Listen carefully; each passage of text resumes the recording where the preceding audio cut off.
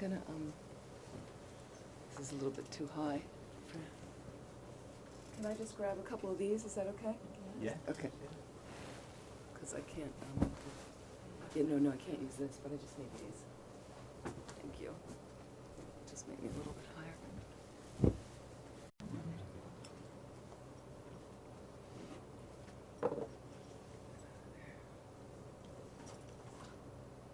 Thank you so much for coming. My name is Amy Miller. And, oops.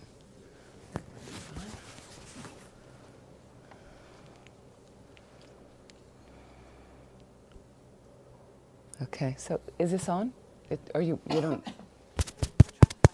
Trying to find out. Okay. Okay, but it's not a microphone. It's not a microphone, it's just to record. It's just to record. Okay. Okay, great. Thank you so much for coming. I'm very happy to be back here. And we have a course today on choosing kindness.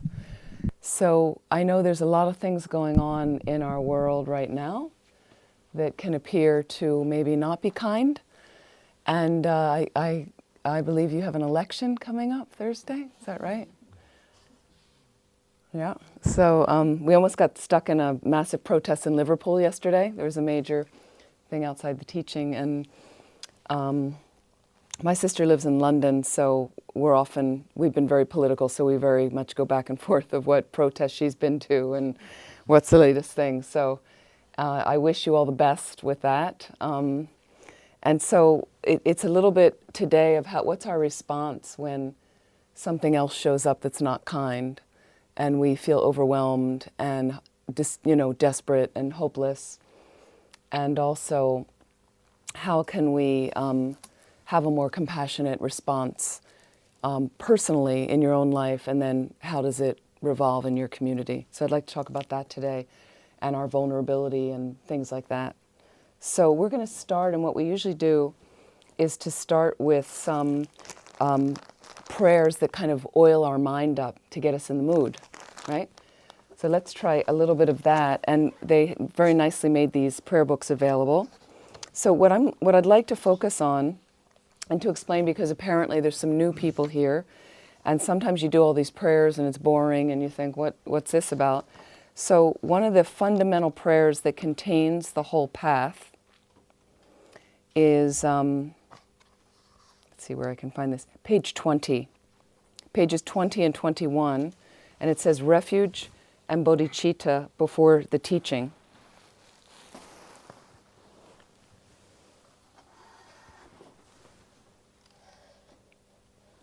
So this 4-line verse that says, I go for refuge, it starts with that verse.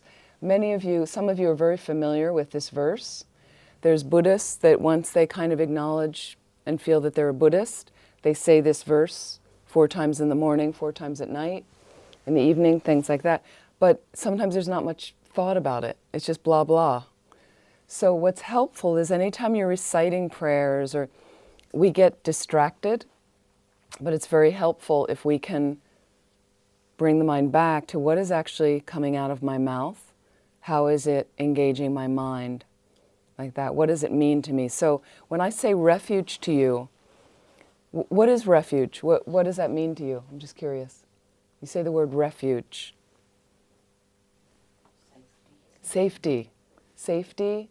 For some people, shelter. And so safety. So in our tradition, and I think Alex Berzin says safe direction. He's a Buddhist teacher. Safe direction. What is safety to you? And so this is exactly part of what we're talking about today. When you don't feel safe and then tend to respond, because fear is often underneath anger, right? And then anger ends up also being kind of sad's bodyguard, right? Like when you really think, so then you have a negative response out, really vicious to somebody, and that's not really where you're coming from. But somehow that got activated, okay? So what about safety? So we talk about having safety for us as protection from more suffering. Protection from more suffering. And we suffer in small ways, we suffer in massive ways, okay? Like there was another incident you're probably aware of in London, and then the Manchester thing is very close to you. So these things are unfortunately happening right in your realm, and on all over the world now, really. Because what we tend to hear about and focus on more are when white people are affected, right? Because in Kabul, there's been 2 horrible blasts that killed many more people, but we don't hear about that as much. That kind of disappears in the news, right? So when we talk about safety and trying to find something that takes me away from my suffering, so you have to look at your coping mechanisms. Coping mechanisms. When you have a problem, I know people in the beginning of these courses are a bit shy to say, when you have a problem, what do you do when you have a problem? What are your coping mechanisms? I'm just curious. Chocolate. You eat chocolate, of course. Thank you. Thank you. Because that's the one people leave out. I'm like, you eat chocolate. You go to the refrigerator and you eat. And what else do you do? Lots of bad things, drinking. Yep. I used to do all Recreational drugs, alcohol. We watch television. We might call family and friends. Have a nice meal with somebody. You may retreat and totally be alone. I don't want to talk to anybody. I'm not answering the phone. You may go out and get some exercise. You may hug your dog. We have all kinds of things, okay? So these things do lend temporary relief. There's no question. But long-term relief, then the alcohol buzz wears off and it's back me and my mind. Here I am again, and the problem's still there. So in Buddhism, we take refuge in something called the 3 jewels of refuge, the triple gem. Buddha, Dharma, Sangha. So what does that mean? Buddha is, and let me also explain, it's 10:30, 10:40. We're going to take a break. I know they had a lovely schedule here, but I don't know if I always fall into the schedule. I'll try. I've lost my schedule, okay. So, sorry. Sorry, I was just going to say I've changed. I'm going to print some out at the break. Oh, it's So you don't okay. know what time. Oh, it's okay. I think it's okay. I think what we'll do is we're going to stop for lunch. You said 1:15? Yeah. You want 1:15? Can everybody make it till 1:15? Okay. And what we'll do is we're going to take a break before then. So you're going to have a 20-minute, maybe 30-minute tea break, and you will have exercises at the break. So there's not a lot of blah blah at the break about nothing, about the latest movie you saw. And so I'll give you an exercise, and then you can go introduce yourself, meet somebody new. You might say that's very American, okay. But it's good for the Brits as well. You can reach out, and also if somebody is new to the center, it can be a little scary to come into these Buddhist centers and you don't know anybody. And so it's always nice if you can introduce yourself to somebody new you don't know. You may make a new friend. And so we'll take a break. I'm never quite sure when, but it'll be about an hour or something, a little bit more than an hour. So does that work for people? Then you can go to the bathroom, have tea, like that. So with refuge, we have the triple gem, Buddha, Dharma, Sangha. And the Buddha is the historical Buddha as we know. There's images in this room. Do we have a Buddha? Yeah, Buddha statue right there. Shakyamuni Buddha lived 2,600 years ago. And he also represents on an ultimate level the omniscient mind, all-knowing mind. Then you have, so imagine all-knowing. You have a problem and you call your family and friends for help and consultation and to have an ear to listen to you. Are they all-knowing? Right? My family and friends, I don't think so. I don't know their minds. They could be, but I don't think so. They're limited. So I will ask them for advice of what to do about my problem, but their advice is coming from a limited place. So something to think about. And then Buddha, unlimited. So a lot of people, some of you have met Lama Zopa Rinpoche, heard about our main teacher. He's right here. He's teaching in Russia now. So this was maybe why I was awake so late last night. He's teaching, and it was live streaming, so I was watching the teachings from Russia, and they're on a little mini retreat with Rinpoche right now in Moscow. It's very nice. So you can watch online, and so he is, what was I think? so if you talk about all-knowing, many people seek advice from Rinpoche, Lama Zopa Rinpoche, and other teachers that have high realization like him. And some students get afraid to ask him for advice. Because I think when you're around somebody that pure, the mirror goes up in your face and you start to see all your imperfections. Okay? But if you believe he knows, capital K, knows and has realization, why wouldn't you want to ask that type of person instead of the people we go to that advise us from the agendas they have for us? I think you should do this. And so Buddha Jewel. Dharma Jewel is, one level is the philosophy, the Dharma philosophy. And another level is the teachings on emptiness. So emptiness is the nature of reality. We'll talk about that a little bit today. And emptiness is really the actual refuge, because that's what really rips out the roots of the suffering for you. Once you have the right view, then your entire perspective is adjusted according to that as you habituate yourself to that view through meditation, and everything changes like that. The Sangha Jewel is a spiritual community. So it could be a center like this, which is why centers are brilliant, to have the support of other like-minded people. Another level could be monks and nuns. And then on an ultimate level, the Sangha Jewel is those who've had a direct perception of emptiness, the nature of reality. They've seen like that. So we would take refuge in them because they support us. So they say the Buddha's like the doctor, the Dharma's the medicine, the Sangha are the nursemaids, the health practitioners that support us in this path. And this is the path that in our tradition we would take refuge in, because we would first study the qualities, understand the qualities of Buddha, Dharma, Sangha, but you'd come to start to realize it could be an infallible source of protection for me from more suffering. Could be an infallible source. You keep checking.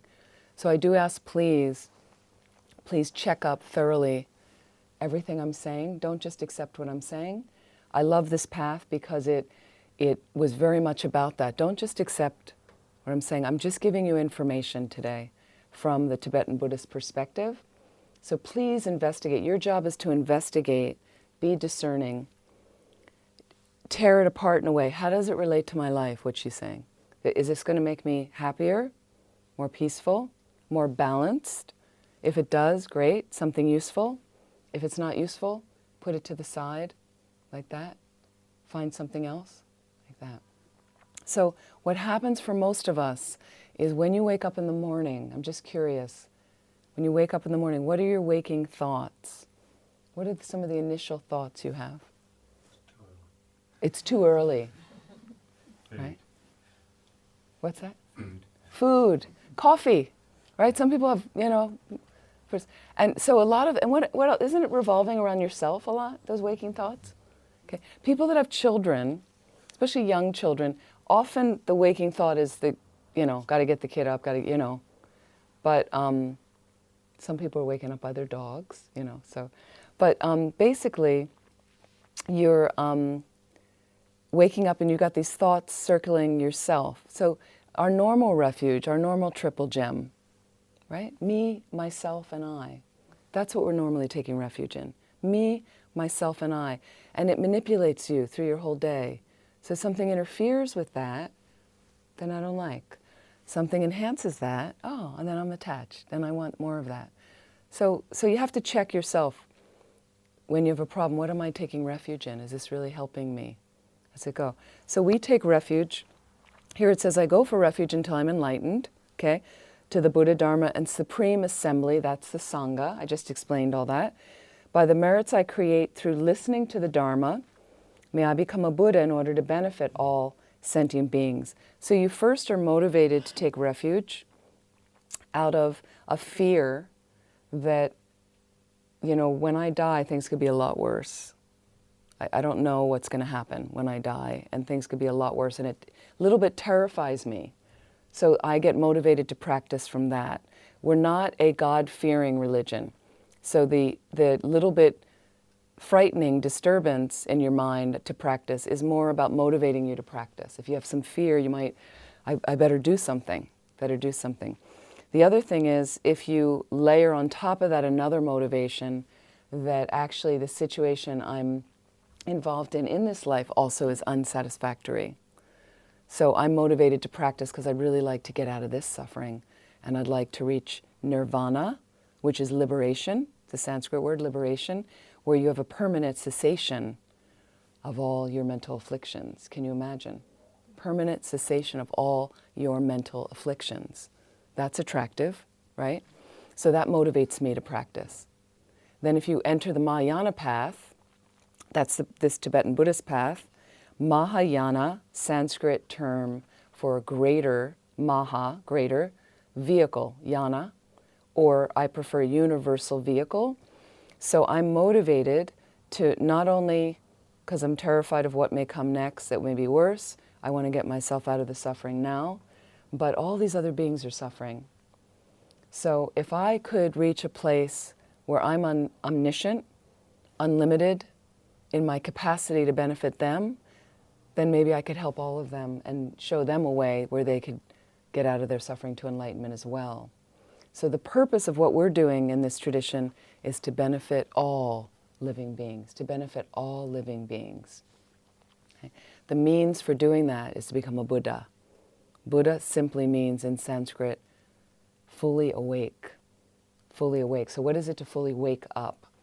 Is to be omniscient, free of all fear, and you have every capacity to benefit all living beings.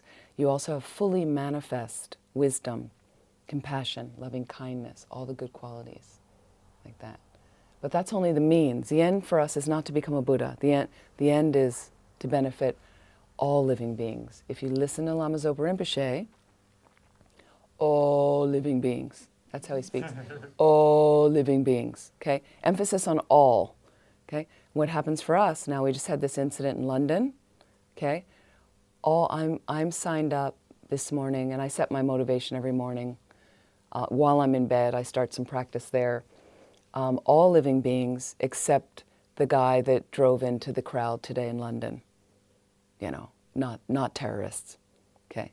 So the thing is, terrorists maybe need even more compassion, maybe more suffering there, more confusion.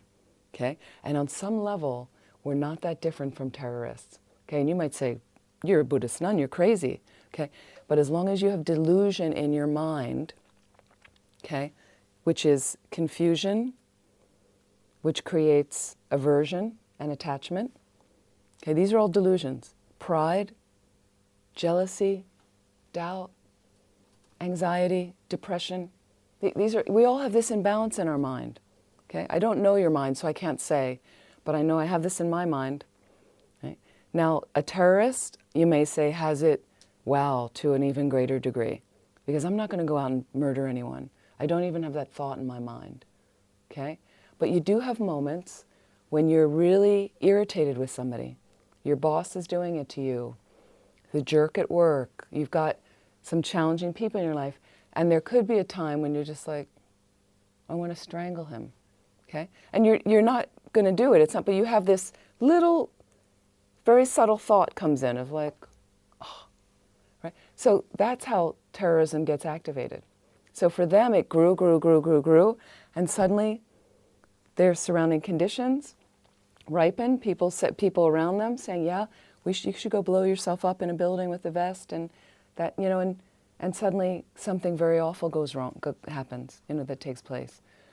So for me, this is going to be about how do we open our heart in the face of this kind of suffering also, because that's where we suddenly, these people are okay, but these people are not okay. I don't feel compassion towards them. And really, the emphasis is on the all. Can we grow this open? Because in Tibetan system, the mind is located at the heart center in a subtle energy network. Not at the heart organ, but kind of in this general area, in an energy center called a chakra, which chakra means wheel in Sanskrit. So there's different energy centers, the throat and the heart and the crown and navel and things like that. And you will feel sometimes energy, you get scared, sometimes you feel it somewhere, you know, you say, oh, my stomach, or you know, and then sometimes you feel spacious, open, happy, and everything opens up. So what we're trying to do on this path is have everything wide open, ultimately. Okay? But it's a process. It's a process. Okay? So let's recite, now that we have a little understanding of this refuge and bodhicitta prayer, let's recite it twice in the English, and then we'll hear a little of the chanting, and you can join in the phonetics, Tibetan phonetics. Page 21. I go for refuge until I'm enlightened to the Buddha, the Dharma, and the Supreme Assembly. By the merits I create through listening to the Dharma, may I become a Buddha in order to benefit all sentient beings. I go for refuge until I'm enlightened to the Buddha, the Dharma, and the Supreme Assembly. By the merits I create through listening to the Dharma, may I become a Buddha in order to benefit all sentient beings. O Sangye Chodan Soki Chonamla Janchu Bardu Dagni Kyab Suchi Dagi Chin Ningi Pe Sonamgi Drola Penchur Sangye Dru Parjog. So for the benefit of all living beings, we will have this time together today, and also all the activities of the rest of your day may be focused on reaching your full capacity as a human by becoming enlightened, so you can benefit all living beings.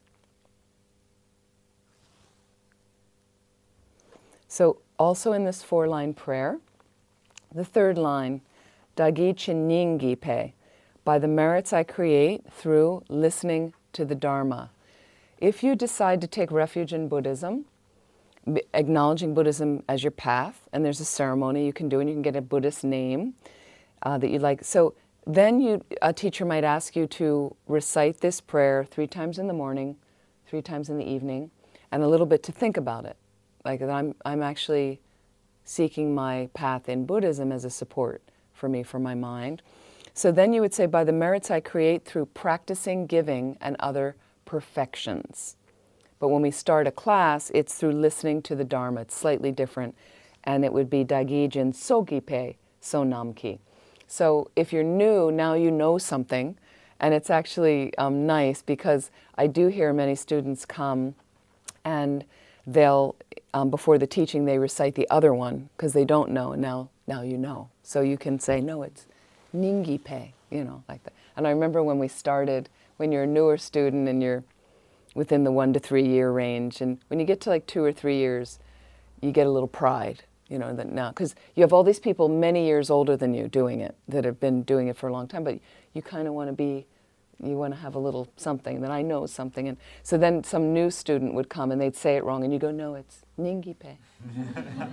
You'd have a little, I know that. And it's so funny, the mind. So thank you so much. And then what we do is we always have a motivation in the beginning of any activity. If you have a motivation like that, to become enlightened to benefit all others, which is a Mahayana motivation, any activity can become virtuous. Going to the bathroom can become virtuous, okay? Driving somewhere, taking the train, so going to work. Without the motivation, just ordinary activities. That's something to think about. At the end of any activity, you can dedicate the merit. You can dedicate the merit, which we'll do at the end. I'm investing again any positive energy that I've created from whatever I just did to helping me to reach the highest level, to become a Buddha, so I can benefit all living beings. Like that. So you have your little bookends around the practice. That. So I teach more now on my computer because I travel a lot, and it's a lot easier to have everything on here. I'm still getting used to it because I love my books and I love having my notes in my books, so I'm still getting a little bit used to this. So thank you very much. So I'm bringing in some things today from a number of different courses and books that I've read and things. I kind of create my own courses. And some of this is from a book I would highly recommend. Some of you have probably read, A Fearless Heart. A Fearless Heart is written by Thupten Jinpa, and he is His Holiness the Dalai Lama's interpreter when His Holiness teaches in some of our countries in the West. Thupten Jinpa is a PhD, a professor, a geshe. Geshe is a PhD equivalent in our Tibetan system. He teaches at McGill University in Montreal. And he is Tibetan by birth, and I believe he studied at Oxford, something. So he's a very bright guy, and he's a lovely guy. He's a very down-to-earth, humble person. Was a monk for years. He's now married with 2 grown daughters. And he also works with Stanford University in California, creating a compassion center for them.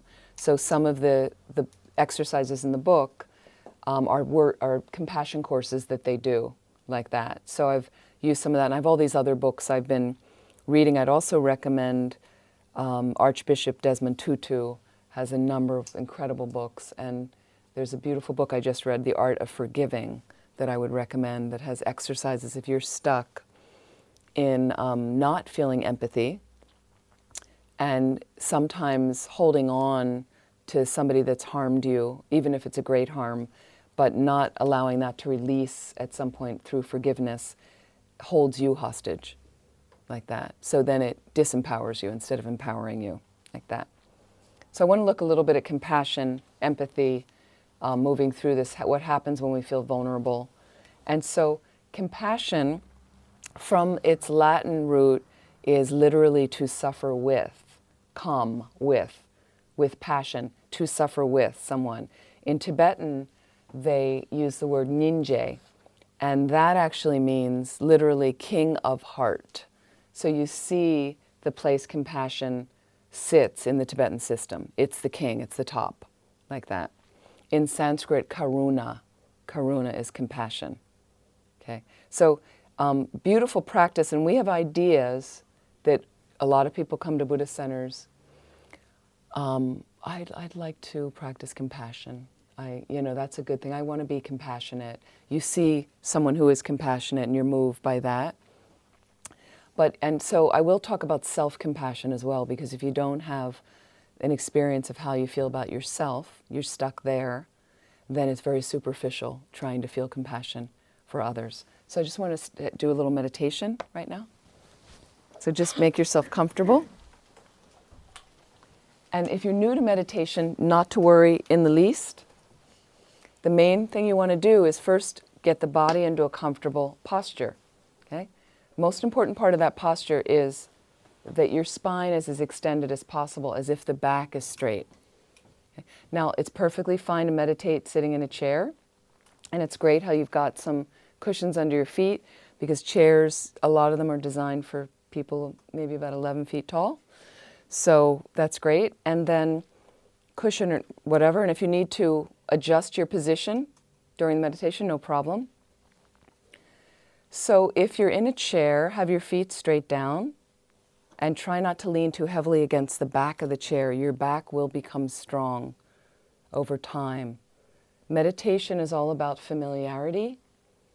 So we're not only making our mind familiar with virtuous mind states, but we're trying to make our body comfortable in this position, and it does happen over time. Okay, so just before we start meditating, a little bit about meditation. The word in Tibetan is gom, G-O-M. Gom doesn't actually mean meditation. It means familiarize, habituate. So meditation, again, is a form of familiarizing yourself with virtuous mind states. And I would add that is actually your true nature, coming from your Buddha nature. Okay, Buddha nature doesn't mean you're a Buddha now. It means you have a seed, a potential that can ripen into a fully realized being. And that seed contains infinite love, wisdom, compassion, all the good qualities. So everyone, even terrorists, have that seed in them, just more maybe obscured than us, more veils of delusion, thicker delusions over it. So our job on the spiritual path is purifying the veils, removing the veils, and it's a process again, okay? So Westerners, I find, have this idea about meditation that it's a very serious business, okay? It can be serious. But I've started retreats with people and leading retreats, and immediately they sit down, and I see them, okay? So it's not coming from a tight, constricted place. You have to really relax to meditate well. And we're not very relaxed people mostly. We're jamming through our lives, okay? So you don't run in from work and you plunk down on your cushion and, you need to start. This is a process. Just me getting into my meditation session is a process. So you say, I don't have time. I don't have time for it, okay?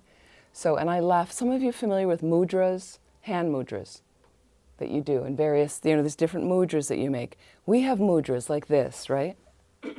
We have this mudra. We have this mudra. Okay? So this is what we're spending a lot of time practicing to say, I don't have time to meditate. So it's up to you. And what I ask people to do is please be reasonable if you want to set up a consistent meditation practice. So you don't launch out of the gate with your first day with an hour. Because if you're going to try to build an hour into your daily life, it's not going to happen and you're going to drop it. So maybe 15 minutes. You can certainly divert 15 minutes in 1 week, let's say, from some unnecessary activity and say, maybe I'll try a little bit. I'm going to sit. So what I did when I sat, I did a course once years ago, and I was in Asia. I came back to my country and I liked this idea of meditation, but I didn't know what I was doing. So I got a cardboard box and I turned it upside down. I put a scarf over it. Sometimes I had a candle, maybe a little flower. I didn't know what I was doing, but I would come home from work, or I'd get up in the morning, and I would sit there. 10 minutes, right? And I kind of just enjoyed sitting there. I had nothing I was doing. I didn't know what I was doing. I tried to close my eyes, but the mind was, okay? But I started to get this habit to sit. So I was much younger when I started sitting. Body much younger, okay? I couldn't sit like this for more than 10 minutes. My knees were I barely could make it to 10 minutes in pain. So you can adjust a little bit, or you get a chair. But the thing is, at a sitting like this, again and again and again, I'm much older now, right? And I can sit long periods of time like this. So the body adapts, the mind adapts. You'd be amazed. After 1 year, okay? After 1 year. So I do know people, they started with 15 minutes, okay? And we'll do exactly the way I would start, how you'd start this session if you're newer, okay? Some of you have been doing this for years, so bear with me, okay? So you start this practice set, and you want to first get the body. How's my body? So first it's posture of the body. What happens? And you want to slowly, and figure out, try different cushions. So round cushions for me, just my body, my legs go numb. So I can't sit. I just sit on a little corner of a square cushion, just a lift. You might want a very high cushion. That's okay.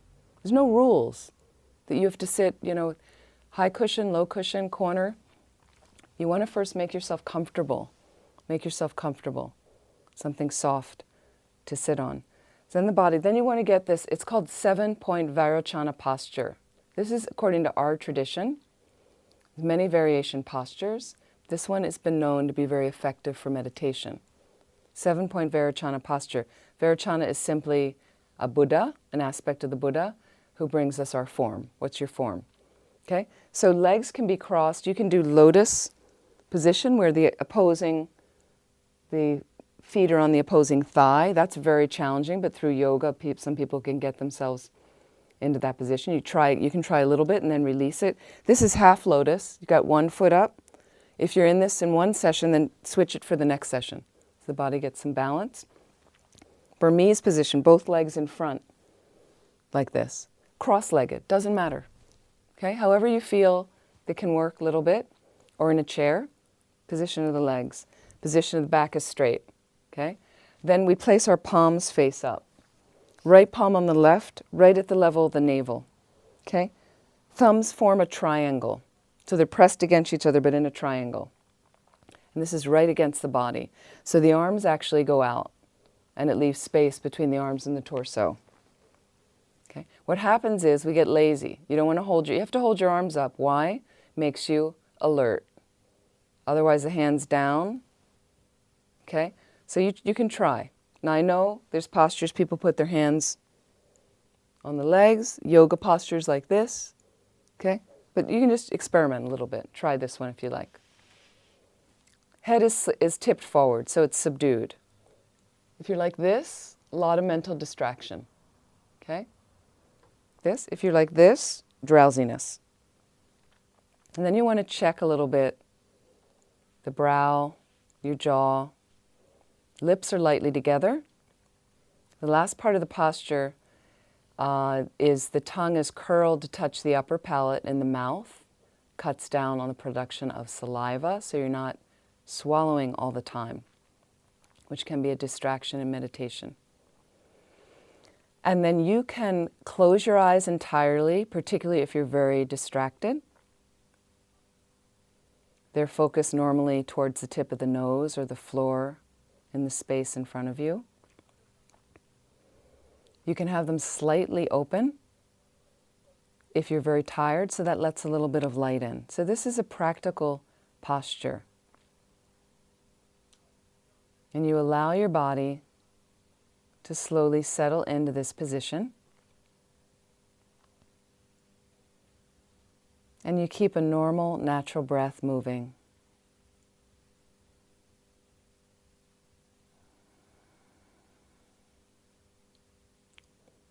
And then we want to relax ourselves as much as possible. So starting at the top of your head, take a couple of minutes to scan down through your entire body, out through your feet and toes,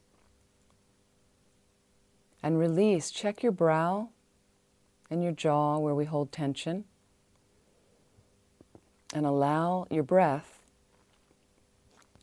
to open up space in these areas you may be holding tension, allowing the tension to release,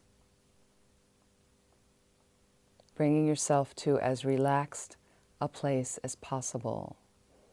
So make sure your shoulders are not up by your ears,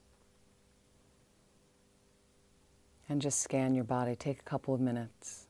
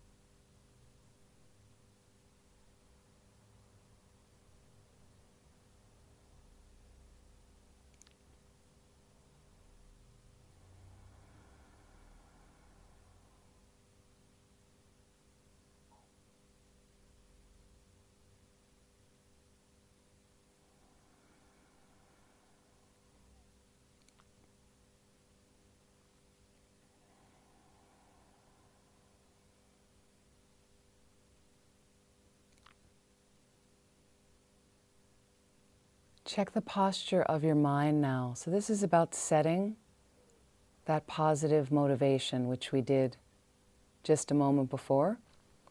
And you can check and reestablish that motivation. So you could reflect on your purpose for being here right now.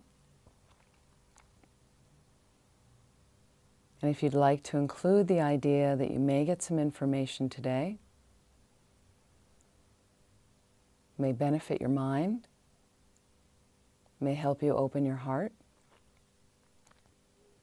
and it may help you progress along a path to full awakening, as then you're completely unlimited in benefiting all living beings. So if you'd like to include that in your motivation, feel free. And take a moment to set this positive intention for our time together and all the activities of the rest of your day.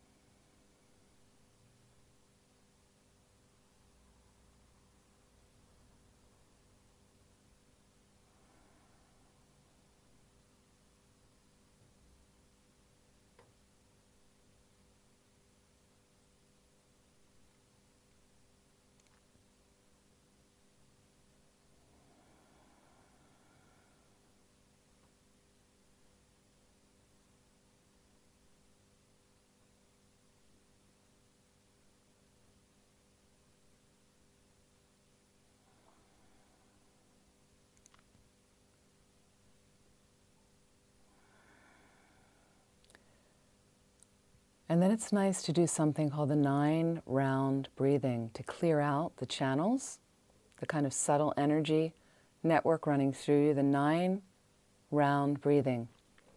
So we begin by closing off our left nostril. You inhale deeply through the right, so you can close off with your finger. Inhale deeply through the right, okay? And imagine, and then as you exhale, you're going to close off the right. Exhale deeply through your left nostril. We're going to do this 3 times, imagining you are lessening anger, hostility, hatred in your mind. 3 times.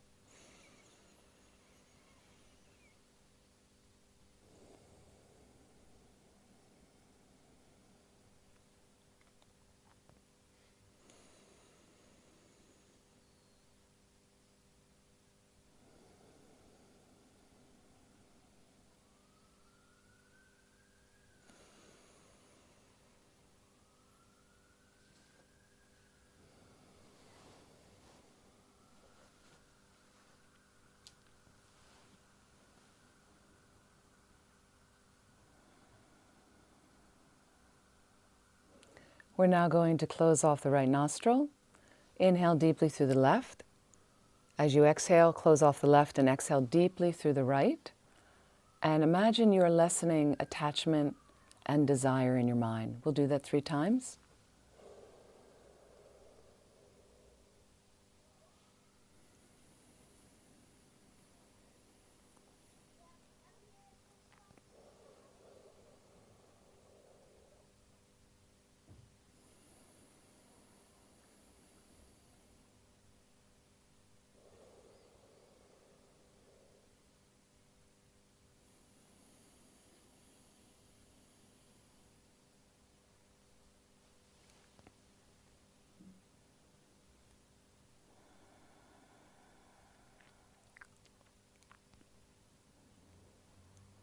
Last round, we will inhale through both nostrils. Exhale deeply through both nostrils, imagining you are lessening confusion and ignorance in your mind. 3 times.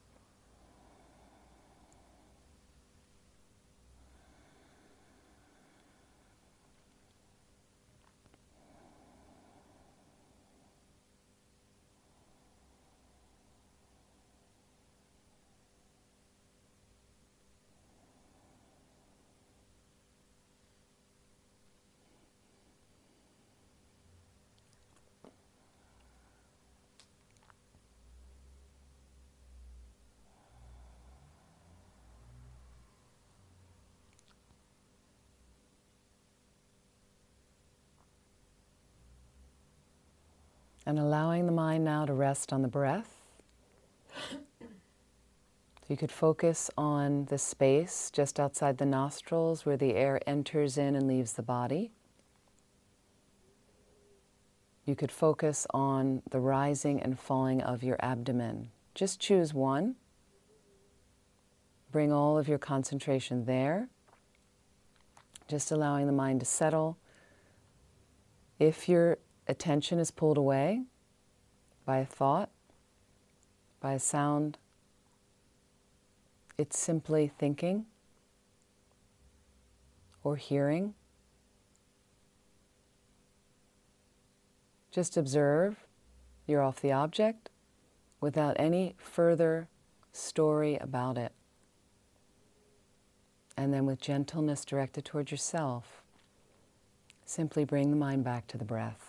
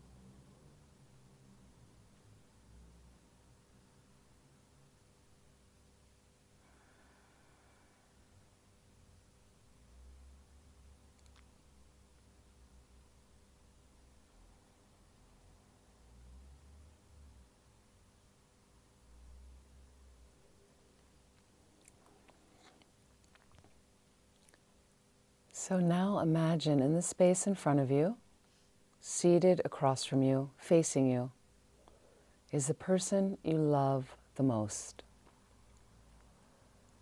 There are many people we love. Just choose one person.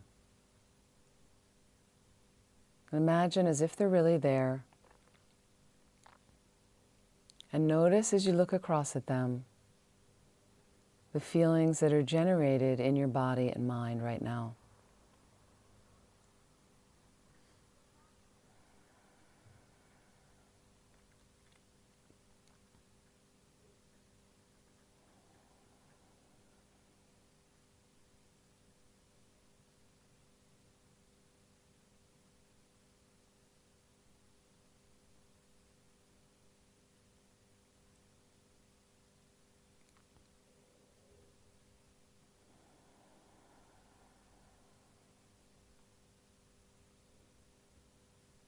And often our heart area, the core of our being, feels more open, loving energy flowing there. Imagine as if it's a multifaceted jewel at your heart center, gleaming, brilliant, radiant light. And imagine that this light begins to permeate through your entire body, this radiant, loving energy. The essence of love is wishing others to be happy, wanting the other person to be happy. So imagine this incredible, and it's incredible healing nectar of pure, unconditional love radiating from this jewel at your heart center. Imagine it coursing through all the systems of your body, washing over every organ, and penetrating all the way down to the molecular level of your body.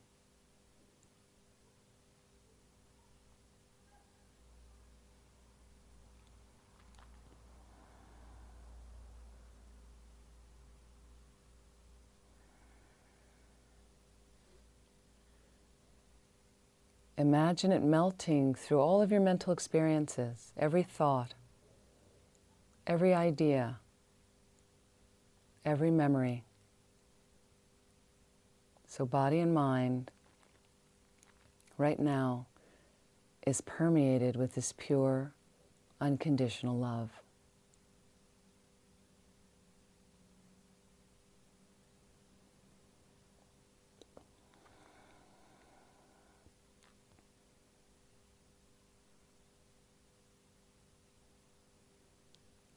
Imagine it pouring out of your heart center right now. So it's overflowing, radiating out from your heart center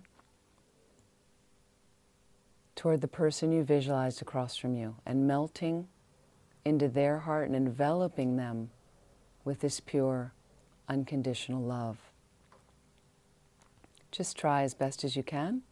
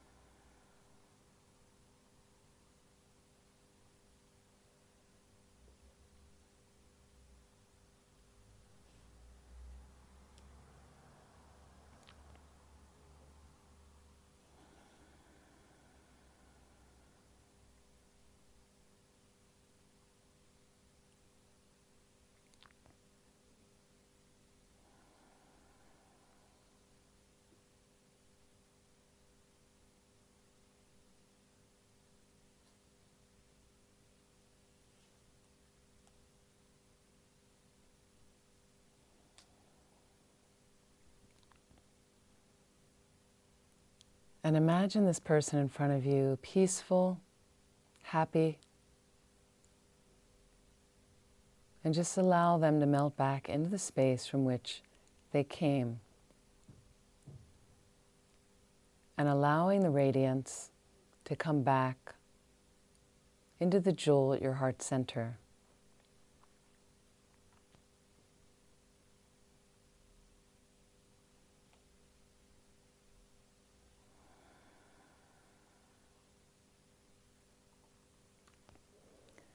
And now place in the space in front of you, seated across from you, facing you, is an exact replica of yourself.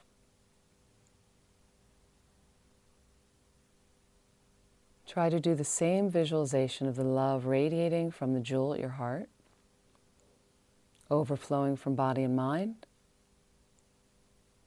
radiating out across to the front visualization of yourself, enveloping them, melting into that visualization of yourself. Pure, unconditional love.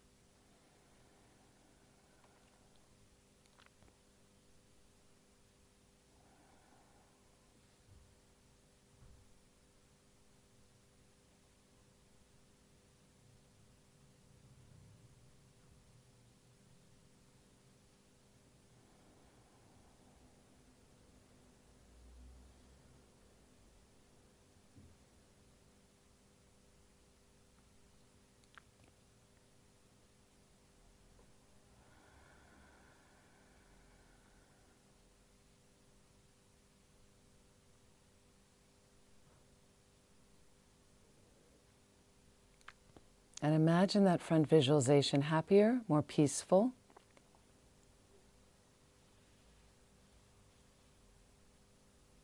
And allow that front visualization to dissolve into a radiant drop of light.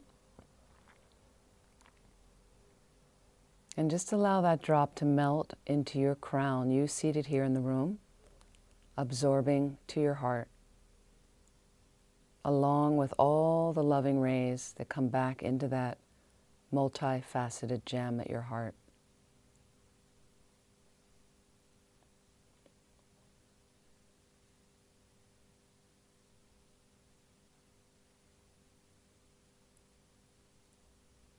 So this experience of pure unconditional love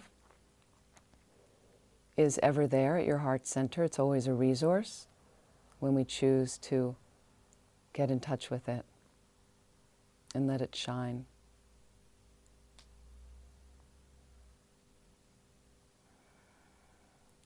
Please relax and slowly open your eyes.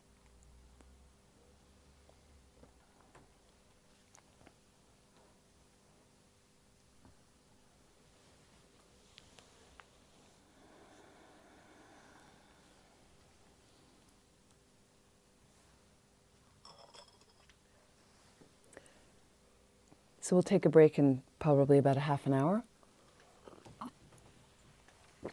Does anyone just need to stretch right now? Just stand up and stretch if you feel like. Feel free.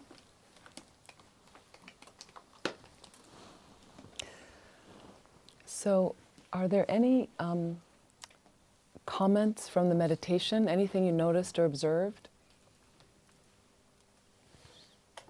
When you had same experience when you had yourself in front of you as opposed to the person you love the most? Found it harder. Interesting, isn't it? Isn't it? Some people I found, they say they're completely blocked as soon as they put themselves there. Like couldn't get anything going. It's interesting. Some people, no problem. Some people it worked well, you know. So it's so interesting when you, suddenly it's myself. So we're also included in all sentient beings or all living beings. That formula, I'm here to benefit all living beings. We are also included in that. So for me to actually start to practice compassion and empathy, for me to explore how I love people, right? If I don't love myself, it's very superficial. It's always a little bit fragmented, a little bit blocked towards others. And it will always be some sort of agenda of myself that it's coming from. So the beginning of the whole experience for us is you have to get in touch with loving yourself. And it may sound a bit cliched, but really just basic respect for yourself, care for yourself. Why are we not doing it? Okay. So I think that's the first thing I on this path very much also I look at times. And I think that some of the people I teach with, some of my friends that teach, we talk about this plague of low self-esteem that seems to be a plague in Western cultures, low self-esteem. And we don't have a balanced energy in our minds. So somebody compliments you, right? I like your shirt. Right? Somebody I like your hair. I like your. What do you usually do when somebody compliments you? How does it feel? How does it feel when they compliment you? Can you get into that mindset? You feel embarrassed. It's embarrassment. It's a little bit embarrassment. It's uncomfortable. Why? If you've got a nice shirt on, the reality is you got a nice shirt on. That's real. That's Lama Yeshe used to say, are you touching reality? I never met Lama Yeshe, but I've watched many of his videos and lived with many of his students. Are you touching reality? And we're not most of the time. My country, oh my goodness, no, right? Touching reality. So somebody says to you, I love your hair, thank you. Balance. I'm not an egomaniac. She loves my hair, I've got the best. Thank you. That's balance. I'm healthy. You know what? I'm okay. And you like my hair? Thank you. That's all. It's done. It's over for me now. I don't go on with it. It's just like, thanks for, you just acknowledge, but we get embarrassed.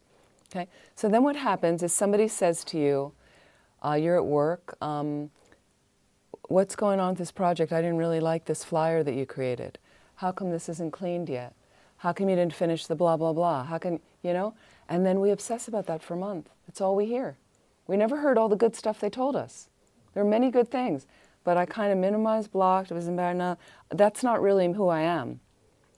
But it is who you are. So you need to give equal airtime. It's time now. We have to give equal airtime. So the other thing that goes on from a book I read, I love this book. There's an American she's a neuroanatomist. That's how she really describes it, neuroanatomist. She explores the anatomy of the brain. She's a neuroscientist, okay? Jill Bolte Taylor. Some of you may have heard of her. Jill Bolte Taylor. At the age of 37, bless you, she had, one time I was having an interview with Rinpoche and he was sitting on the bed and I was on the floor and he sneezed. And I, out of reflex, and I said, bless you, Rinpoche, And then I'm like, bless you, Rinpoche? Like I'm, it was so fun. We both had a big laugh, just came out, So this woman, Jill Bolte Taylor, had a stroke at the age of 37 years old, and it took her 7 years to fully recover. Because she was a neuroscientist, she was aware of exactly what was happening. Major brain meltdown is going on, and she's aware. And the book is all about that, and some of it is, I have to say, amusing of how she's, like when the brain initially starts having this experience, she realizes I need to call someone. I need to call somebody. Like somehow that's still operating because part of her brain was still operating. She gets to the phone, but because part of the brain malfunctioned, she couldn't read the numbers on the phone anymore. They were squiggles, like lost that. So she manages somehow to call someone at her office that knows her really well. And she says, and I got this person, and they answered the phone, but what she heard was like, it's like a dog barking. It was like that. And then when she tried to vocalize, that's what came back. So it was interesting to hear like how you start to lose language skills and you start to lose these things. So she talks about the recovery. Because she's a neuroscientist, she talks about the aspect of the brain. Now the brain is physical. And in Tibetan Buddhism, the mind is not physical and the mind is not the brain. It's different. Okay? But it has a unique relationship. In its most subtle form, the most subtle mind has a unique experience, a unique ability to mount the most subtle wind. The wind energy is physical and that creates our body. Okay? has a unique experience to mount this most subtle wind and to ride along with that wind. And it's the mind that dictates how the wind is going to move, meaning how the body forms and what kind of life you're going to have based on the imprints in that mind, non-physical. She talks about the brain now. And she says when neurological activity comes through the brain, a thought, for instance, okay, there's a period of time that it goes from the beginning of the thought to the end of the thought, okay? It's 90 seconds. That's it. From when it totally flushes through your system and it's ended, okay? So suddenly, here comes irritation in my mind. Bubble of irritation arises, okay? It's not full-blown anger yet, but I've got irritation, okay? Here it comes. 90 seconds. What happens at the end of the 90 seconds for most of us, we're very skilled at something called analytical meditation, okay? So in our tradition, we have two main forms of meditation. Placement or stabilizing meditation. And we just did a little experience of that, okay? We might call it shine in Tibetan, calm abiding, shine, calm abiding, meaning I'm placing my mind on an object. And it could be a visual object. It could be part of the philosophy. And I'm keeping it there calmly. And then the mind goes off and I'm back here. So we did it on the breath a little bit. Focus on the breath. Or I said visualize a person in front of you. And the light streaming, the placement. That's what then the mind goes off. You simply bring it back. That's meditation. Placement meditation. Second kind of meditation, analytical meditation.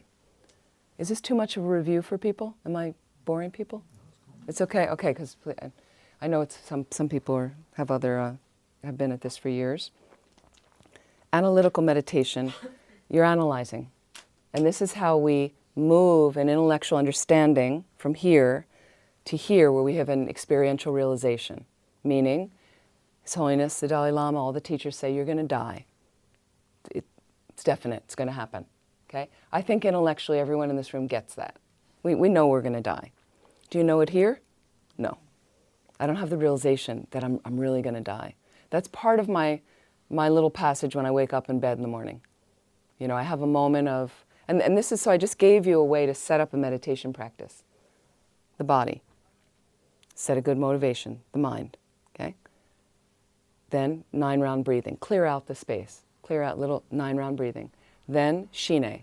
Focus on the breath. Settle the mind. And you can then develop shine, placement meditation, then choose an object and try to get clear, getting the mind more concentrated. But choose something simple, an object. I started with an apple. That was very familiar to me. Normally we would choose an image of the Buddha. The reason why, it's uplifting for the mind, it leaves a positive imprint on the mind. But it's too difficult for you, we'd start with the eyes, the face, knowing the body's there. But if it's too challenging, pick an apple, pick something else. Don't obsess about the object. Doesn't matter. You can have, shine on a used tea bag. It doesn't matter. It's from the mind side. How am I holding the object? Okay? So you could try a little bit of shine, and then you could go on, venture into other meditations as you learn them. Wonderful book that's here, How to Meditate. Kathleen McDonald, How to Meditate. I saw it in that room. They probably sell it in the bookstore here. It's she's our longest term nun, Venerable Sangye Kadro. She's an old friend, and it's a wonderful book with variety of meditations. Just prop open the book, get a meditation you like, read a couple sentences, reflect. If you do the same meditation every day, and you can shorten it if you have to, if you don't have much time, do a meditation every day for 2 weeks, you won't need the book anymore. You know that meditation. Then go on to another meditation. So analytical meditation is you're taking a topic of the philosophy. So I know I'm going to die. Death is definite. Death is definitely coming. There's no power in the universe that's going to stop death from coming. And you're analyzing. Think of all the most creative people in the world that died. There's no way they could sort it. The most powerful people died. You come from another angle. From some classes I've been in, what I remembered. From my notes in the classes I remember, from my life experience. You come from every angle to analyze until this, that I intellectually get it, moves here. And when it moves here and you suddenly have a grip, like a juicy, I'm going to die. I'm definitely going to die, right? Then you take your shina, your concentration, and you apply it there to deepen the experience. Then it fades a little bit, but then goes back up here. Then I analyze again. Understand? Makes sense? Okay. Analytical meditation. So Westerners get bored. When I started with Lam Rim, the meditations on the path, gradual path to enlightenment, when I started with those meditations, because Rinpoche likes us to meditate on that, I'd say, okay, I'm going to die. Death is definite. Okay, I got it. I was so bored having to go this, well, another thing, another, I found it really boring. Okay, but we're really good at it. So the problem with Westerners is we just do it focused on the wrong thing. Okay? You have a problem with somebody at work, right? Anybody have a problem? Somebody? Yes. Problem with somebody at work. And there they are again. They're doing it to me again. They're such a jerk. And I go back to my seat, my desk, and I start thinking about them. And they look so ugly. And I hate the clothes they wear. And their hair, they probably haven't washed their hair in a week. And then this, and they're so stupid. And then I go home and I talk to my partner and I talk to my friends. We go out, have a drink after work, and now this, and he did this, and then he said this, and then of course she said that again because she's so stupid. And this is analytical meditation. Till you convince yourself that they're stupid and they're a jerk and you hate them. So it's just not focused on the right thing. Okay? So what happens, 90 seconds, the neurological activity, that person annoys you. I'm annoyed. Okay? So what I do now, I loved reading her book, I love this. And what I do now is, I have delusions arise in my mind. People say, you're a nun. No, I'm a human being. Okay? I'm not a holy being, I'm a human being. I'm trying. I'm a Buddhist, I'm not a Buddha, I'm a Buddhist, I'm trying. Okay? So I notice delusion arise in my mind. I give myself the 90 seconds now. I'm irritated. Okay, I just estimate 90 seconds. I'm so irritated. Right? So much irritation in my mind right now. Oh, I can laugh with it too. Like, okay, irritation. And at around 90 seconds, I don't have to time it, 90 seconds, I'm done, that's it. Let it go. What we do, no, I need to carry it on. I need to carry it on. I need to go on, I need to tell somebody else my story. I need to tell somebody else why this happened. I need to make it, so now you have a very deep trench in your mind of hating this person. Okay, so try erasing that, try and getting, so this is just acknowledge, this is what's going on actually in your brain. Mind is related and connected to the brain. It makes the brain function, okay, but it creates a trench in your mind as well. Okay, so think about that next time. Can I just let it go? Can I just let it go? Yesterday, and can I rebalance? Yesterday my boss said that they really love that thing that I did. That's great, I'm really glad I did that, right? So today they had a little problem with this. Okay, that's all. So I need to work on that. That's balance in your mind. Okay, not like somebody complimented me, I'm not going to hear it, I can't acknowledge, can't make eye contact, but now they said something negative and that's going to get all the attention. So this is reality. You have to work on this in your own mind, in your own life. Okay, I can't do it for you. I would if I could. And I did some exercises at retreat centers where I lived, because you have people living there, working with you, wonderful people. And I remember this woman we had, and I tried once. I came out to her just specifically with the flyer. She just designed a flyer. I love this, I said. This is perfect. This is the best. This is so great. People are really going to love this. It's very vibrant, get a lot of attention. Thank you so much for doing this. You did great. This is fantastic. I love it. She couldn't look at me. No. I said, hello. Really to get people to focus. You're not paying attention. Do you hear what I'm saying? No. No, do you hear what I'm saying? Please acknowledge. I really worked with, then the next day, we have a big group coming and the kitchen wasn't ready. So I came in and I just said, when's the kitchen going to be ready? She took a personal affront. She motored with that one for a month. That's all she heard was, and you said the kitchen wasn't ready and you never give me any positive feedback. And I said, oh, no, no, no. Yes, I did. Remember the flyer? And she acknowledged. She goes, yeah. I said, well, I'm sorry that you're not hearing the good stuff. So I called her on it. That it's challenging to do it, but I call myself on it because I'll notice somebody says something positive And then I'm like, it's just habit. And we're conditioned by people around us. And you're conditioned, like other people respond like that, so you respond like that. I notice, I meet with a lot of students. Sometimes I meet with them individually. Sometimes it's really heavy stuff in their lives they want to talk about, and they start crying. Right? Our cultures, right? And when people cry, what do they say right away when they cry? I'm sorry. I'm sorry. Why? Why are you sorry to cry? Right? Because that's what everybody else says. Like people are embarrassed. And we're also sorry because when we cry, it makes somebody else uncomfortable. I'm not uncomfortable when people cry. In some ways, I kind of celebrate. Not that I'm happy that they cry, but His Holiness the Dalai Lama will teach, and he cries. He cries. Everybody gets really quiet. It's kind of heavy, the King of Kindness crying. But he's crying because he's supposed to be an emanation. I think it's in the other room. A thousand-armed Chenresig. It's in the other room. There's a thousand-armed Buddha, beautiful. He's supposed to be a manifestation of that Buddha. That Buddha is all about compassion, infinite compassion, okay? So that Buddha got overwhelmed once, and he cried. And then she sprang out of the tear, Tara, energetic. I'll help you. That's why she has one leg extended out. See, the right leg's extended out. She's ready to jump up and serve. I'll help you. The main one is usually green, emerald green color Tara. There's 21 versions of her. You see them all there. And energy. Some of them, there's a white Tara, represents long life practice. So if you have a life obstacles, you might discuss with her. Okay? But some of them are wrathful looking. These are not. They're all the same mold. But if you really look at different, some are wrathful, some are red, some are this, different colors.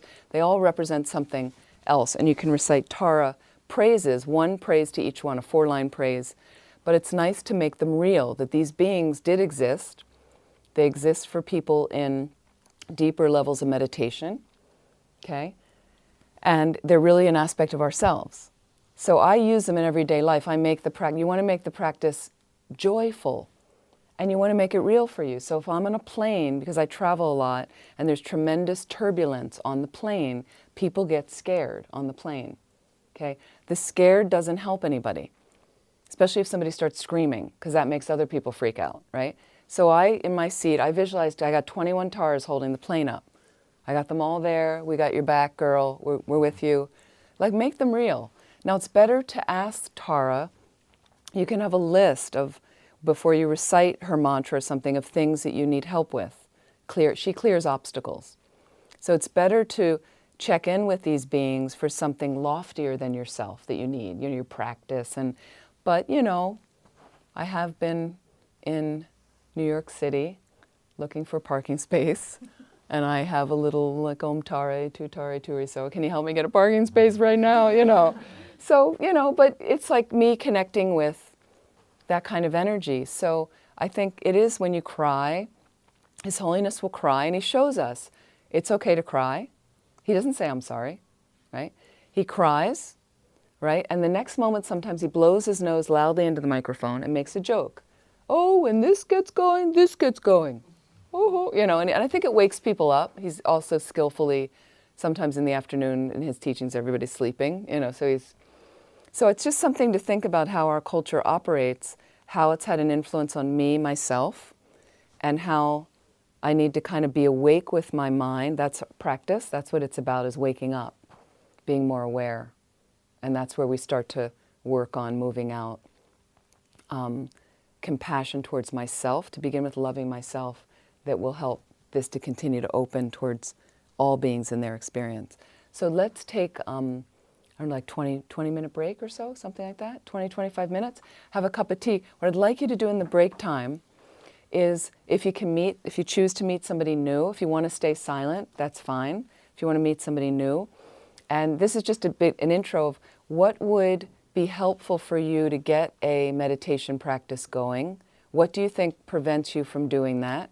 Because if you share ideas sometimes, I know sometimes British culture is a little bit more reserved, certainly, than my culture. But if you can share ideas, it can help. Sometimes you can help somebody else say, oh, that worked for me. That's how I got it going. What would lend to you getting something consistent? What would be reasonable for you to do? What's your experience of what prevents you, do you think, from practicing kindness towards yourself at times. So you could discuss a little bit like that. Thank you.